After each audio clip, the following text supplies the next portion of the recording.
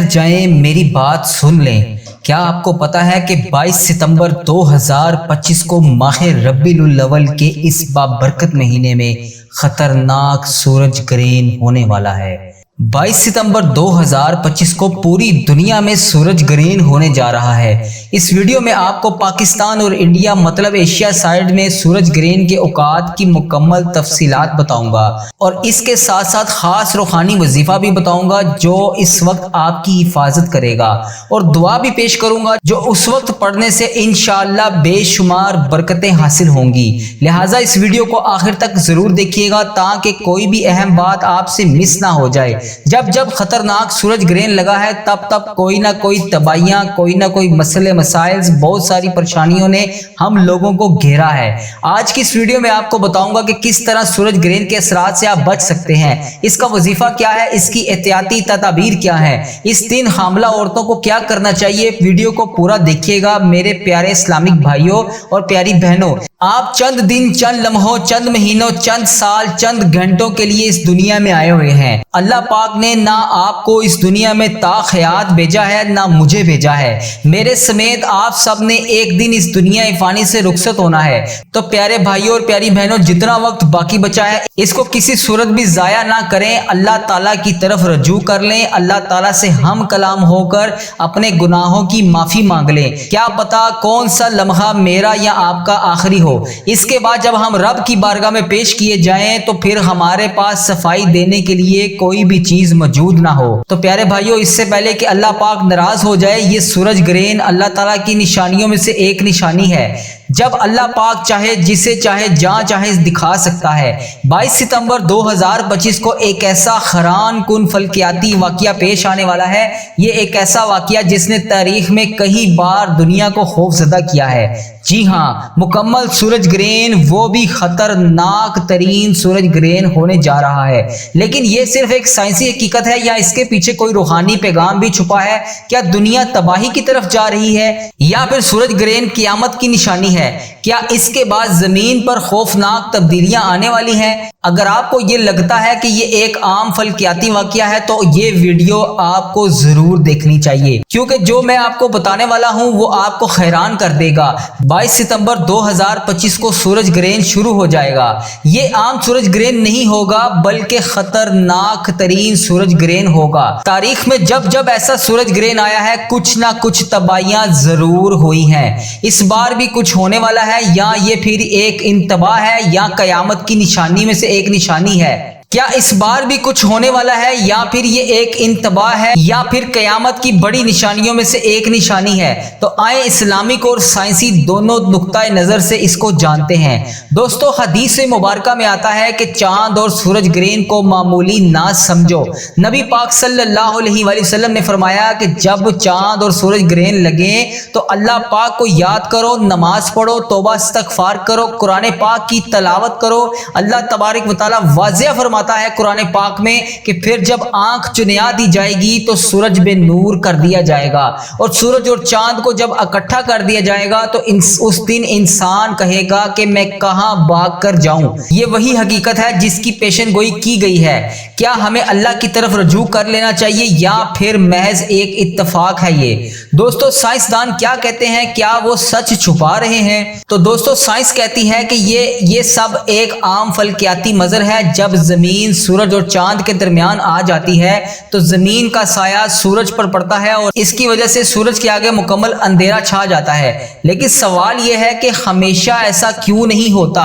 تاریخ میں جب خطرناک ترین سورج گرہن لگا ہے تو ہنگامے، طوفان، جنگیں کیوں ہوئیں؟ کیا سائنسدان ہم سے کچھ چھپا رہے ہیں یا پھر یہ محض ایک اتفاق ہے یا پھر سچائی ہمیں بتا ہی نہیں جا رہی؟ اس بار دوسرا سورج گرہن ماہ ربیع الاول کے بابرکت مہینے میں آ رہا ہے۔ اس ستمبر کے مہینے میں ایک ایسا خطرناک سورج گرہن ہونے والا ہے۔ 22 ستمبر 2025 کو یہ شروع ہوگا، اور اس کے شروع ہونے کا اور اختتام کا وقت ایک بات، ایک چیز میں آپ کو بڑی تفصیل کے ساتھ بتاؤں گا، لیکن آپ سے گزارش ہے کہ آپ نے ویڈیو کو شروع سے آخر تک مکمل دیکھنا ہے۔ سورج گرہن ایک ایسا فلکیاتی امر ہے جو زمین، سورج اور چاند کے درمیان آ جاتی ہے تو زمین کا سایہ سورج پر پڑتا ہے، جس کی وجہ سے سورج زمین کے بالکل سامنے آ جاتا ہے۔ اس اسے سورج گرہن کہا جاتا ہے، کیونکہ یہ سورج گرہن کئی تہذیبوں میں خوف کی علامت رہا ہے۔ کچھ اسے قیامت کی نشانیاں سمجھتے ہیں تو کچھ اسے فلکیاتی عجوبہ، کیونکہ گرہن کسی بھی بڑی تبدیلی کی نشانی ہے۔ کیا ہمیں اللہ پاک کی طرف رجوع کرنا چاہیے؟ ماہ ربیع الاول میں سورج گرہن قیامت کی نشانیوں میں سے رب کی ایک نشانی ہے، جس میں سے کئی سو سال کے بعد ماہ ربیع الاول میں سورج گرہن لگنے جا رہا ہے۔ یہ ماہ ربیع الاول کا وہ سورج گرہن ہے جو ایک ایسا خطرناک اور خطرے کی گھنٹی بجا رہا ہے۔ کیا احتیاطی تدابیر ہے؟ ہر چیز آپ کو ایک ایک چیز بڑی تفصیل کے ساتھ بتاؤں گا۔ اب اس گرہن سے بچنے کے لیے آپ سب کے لیے خصوصی اجتماعی دعا کی جا رہی ہے۔ دعا میں شامل ہو کر آمین بولے۔ کیا پتا آپ میں سے کس کی آمین اللہ پاک کو پسند آ جائے اور اس کی وجہ سے ہم سب کی حاجتیں بھی پوری ہو جائیں، ہم سب کا بیڑا بھی پار ہو جائے۔ میں آپ سب کے لیے اس چاند گرہن کے برے اثرات سے محفوظ رہنے کے لیے خصوصی اجتماعی دعا کر رہا ہوں۔ میرے ساتھ دعا میں شامل ہو کر آمین بولتے جائیں۔ اللہ کریم ہم سب پر رحم فرمائے۔ اے میرے رب، یہ چاند اور سورج گرہن تیرے ہی حکم سے نکلتے اور ڈوبتے ہیں۔ یہ گرہن بھی تیری قدرت کی ایک نشانی ہے۔ یا اللہ ہمیں اس کے شر اور آفات سے محفوظ فرما۔ یا رب العالمین ہمارے دلوں کو نور ایمان سے روشن کر دے، ہمارے گھروں پر رحمتیں برکتیں نازل فرما دے، بیماروں کو، تندرستوں کو، بیماریوں کو، نحوستوں کو، مصیبتوں کو دور فرما دے۔ یا اللہ جس طرح تو نے چاند کو اندھیروں کے بعد روشنی عطا فرمائی، اسی طرح ہماری زندگی کے اندھیروں کو بھی روشنی عطا فرما دے۔ ہمارے گھروں میں تمام گھریلو پریشانیوں کو ختم کر دے۔ اے اللہ ہم سب کو محفوظ فرما۔ اے اللہ ہمارے بچوں، ہمارے گھر والوں کو، ہمارے تمام عزیز و کاروں کو اس چاند گرہن سے محفوظ فرما۔ یا اللہ پوری امت مسلمہ کو اس فتنے، ہر طرح کی بلا، ہر طرح کی پریشانیوں، ہر طرح کی مصیبت سے دور فرما۔ اے میرے پروردگار جو بیمار ہیں انہیں شفائے کلی نصیب فرما۔ اے اللہ تیری عظیم نشانیوں میں سے یہ ایک نشانی ہے، ہمیں اپنے قریب فرما، ہمارے گناہوں کو معاف فرما، ہمارے رزق میں برکت ڈال دے، ہماری بیماریوں کو دور کر دے، ہمیں دنیا اور آخرت کی کامیابیاں عطا فرما۔ اے میرے پروردگار جو بے روزگار ہیں انہیں روزگار عطا کر دے۔ یا اللہ جو پریشان حال ہیں ان کی پریشانیوں کو دور کر دے۔ یا اللہ جو مشکلوں میں ہیں ان کی مشکلیں آسان کر دے۔ یا اللہ جس نے جو بھی دعا کے لیے کہا اس چاند گرہن سے اس کی حفاظت فرما، اس کی تمام پریشانیوں کو دور کر دے۔ یا اللہ جو بہنیں حاملہ ہیں، جو بیٹیاں حاملہ ہیں، یا اللہ انہیں اپنی حفاظت میں رکھ۔ اے پروردگار انہیں پیارے حبیب حضرت محمد مصطفیٰ صلی اللہ علیہ وآلہ وسلم کے صدقے اپنی حفاظت میں رکھ۔ اے اللہ تجھے پیارے حبیب حضرت محمد مصطفیٰ صلی اللہ علیہ وآلہ وسلم کا واسطہ اس چاند گرہن سے ہماری حفاظت فرما۔ اے اللہ پیارے حبیب کا واسطہ ہر آنے والی مصیبت بلا سے ہمیں محفوظ فرما۔ یا اللہ ہمارے اس چینل پر اپنی خاص رحمت اور برکت نازل فرما۔ یا اللہ اس چینل کو بری نظر سے بچا۔ یا اللہ اس چینل کو برے لوگوں سے بچا۔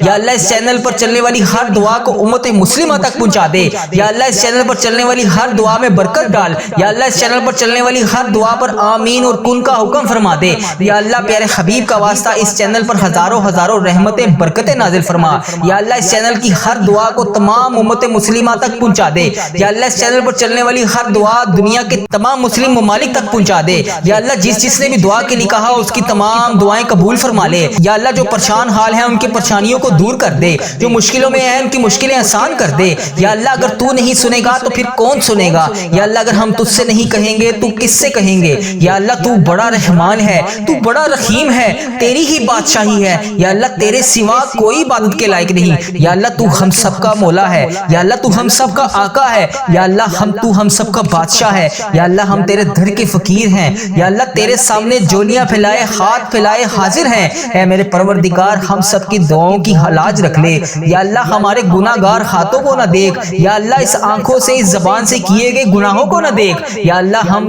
گناہوں کے باوجود بھی تیرے سامنے آج پھر ندامت کے ساتھ، مایوسی کے ساتھ حاضر ہیں۔ اے پروردگار ہم اس قابل نہیں ہیں کہ تیرے سامنے ہاتھ اٹھا کر دعا مانگ سکیں۔ یا اللہ ہم پتہ نہیں روزانہ کی بنیاد پر کتنے صغیرہ کبیرہ گناہ کرتے ہیں۔ یا اللہ تو پھر بھی ہمیں مہلت پہ مہلت دے رہا ہے، روزانہ تقسیم کر رہا ہے رزق۔ یا اللہ روزانہ رحمتیں ہم پر نازل کر رہا ہے، اس کے باوجود بھی تو ہمیں بار بار موقع دے رہا ہے۔ یا اللہ تیری ہی بادشاہی ہے۔ یا اللہ تیرا یہ احسان نہ سمجھے تو کیا سمجھیں کہ تو نے ہمیں بار بار مہلت دے رہا ہے۔ یا اللہ ہم سے پہلے جو پہلے امت تھی، یا اللہ وہ گناہ کرتی تھی تو موقع پہ سزا دیتا تھا۔ یا اللہ نبی پاک صلی اللہ علیہ وآلہ وسلم کی امت میں سے ہیں ہم، یا اللہ ان کے صدقے تو ہمیں بار بار موقع دے رہا ہے۔ یا اللہ اس سے پہلے کہ ہمارے موقع کی مہلت بھی ختم ہو جائے، ہمارے گناہوں کو معاف کر دے، ہمارے تمام صغیرہ کبیرہ گناہوں کو معاف کر دے۔ یا اللہ ہمارے ماں باپ کی تمام پریشانیوں کو دور کر دے، ان کی تمام پریشانیوں کو خوشیوں میں بدل دے، جو بیمار ہیں انہیں شفائے کلی نصیب فرما دے، جو اس دنیا فانی سے رخصت ہو چکے ہیں ان کی بخشش و مغفرت فرما دے۔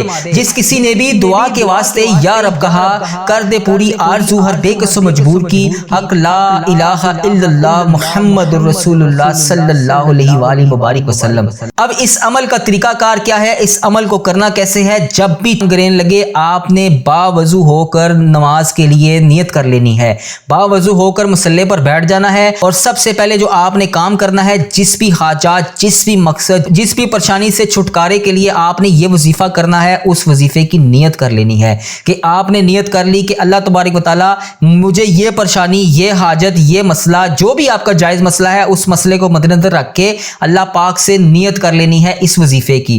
اس کے بعد آپ نے باوضو ہو کر مصلی پر بیٹھ جانا ہے۔ جب آپ مصلی پر بیٹھ جائیں 11 بار آپ نے نبی پاک صلی اللہ علیہ وآلہ وسلم کی ذات مبارکہ پر درود ابراہیم پڑھنا ہے۔ درود ابراہیم کون سا؟ جو نماز میں پڑھا جاتا ہے وہ والا، نماز ابراہیم والا درود پاک پڑھنا ہے جو ہم ہر نماز میں پڑھتے ہیں، وہ بہت افضل درود پاک ہے۔ آپ نے 11 بار اس درود پاک کو پڑھ لینا ہے۔ اس کے بعد آپ نے نماز کسوف کی نیت کرنی ہے، نماز کسوف پڑھنی ہے۔ نماز کسوف کس طرح پڑھی جائے گی؟ اگر آپ کو طریقہ کار نہیں آتا مجھے کمنٹ باکس میں میسج کریں، میں آپ کو اس کے اوپر بھی مکمل ویڈیو بنا کر دوں گا۔ نماز کسوف پڑھنے کے بعد آپ نے زیادہ سے زیادہ تکبیر جو عید کی نماز والے دن پڑھی جاتی ہے، اللہ اکبر لا الہ الا اللہ واللہ اکبر اللہ اکبر ولا الحمد، آپ نے اس کو پڑھنا ہے۔ اس تکبیر کو آپ نے 333 بار پڑھنا ہے۔ جب آپ 333 بار اس تکبیر کو پڑھ لیں، اس کے بعد آپ نے 111 بار استغفار کی تسبیح کرنی ہے۔ سیدھے ہاتھ کی انگلیوں پر کر لیں یا تسبیح کے دانوں پر کر لیں، لیکن آپ نے 111 بار ہی پڑھنی ہے۔ اس کے بعد آپ نے قرآن پاک کی 3 سورتیں آپ نے بار بار پڑھ لیں، یا اگر آپ بار بار نہیں پڑھ سکتے تو 11 بار پڑھ لیں۔ وہ سورتیں کون سی ہیں؟ اس میں سے سب سے پہلے جو آپ نے سورت پڑھنی ہے وہ پڑھنی ہے سورت اخلاص۔ اس کو آپ نے 11 بار پڑھ لیں یا بار بار پڑھ لیں۔ اگر آپ بار بار نہیں پڑھ سکتے، جتنا آپ نہیں پڑھ سکتے، تو کم سے کم 11 بار آپ نے سورت اخلاص پڑھنی ہے۔ اس کے بعد آپ نے سورت فلق پڑھنی ہے۔ جب آپ کی یہ دونوں سورتیں 11 بار ہو جائیں، اس کے بعد آپ نے 11 بار سورت ناس پڑھنی ہے۔ جب آپ کی یہ تینوں سورتیں مکمل ہو جائیں، اس کے بعد آپ نے رب کریم کی بارگاہ میں وہی 11 بار درود پاک کا نذرانہ پیش کرنا ہے جو آپ نے اس وظیفے کو شروع ہونے سے پہلے پڑھا تھا۔ جب آپ کا یہ مکمل ہو جائے، اس کے بعد آپ حسب توفیق اپنی توفیق کے مطابق تھوڑا سا صدقہ دے دیں، تھوڑا دے دیں، زیادہ دے دیں، آپ نے صدقہ لازمی کرنا ہے۔ کسی بھی چیز کا آپ صدقہ دے سکتے ہیں، کوئی پیسوں کا صدقہ دے دیں، گھر میں سے کسی چیز کا صدقہ دے دیں، گوشت کا صدقہ دے دیں، لیکن جو آپ کی توفیق ہے آپ نے اس چیز کا صدقہ کرنا ہے اور لازمی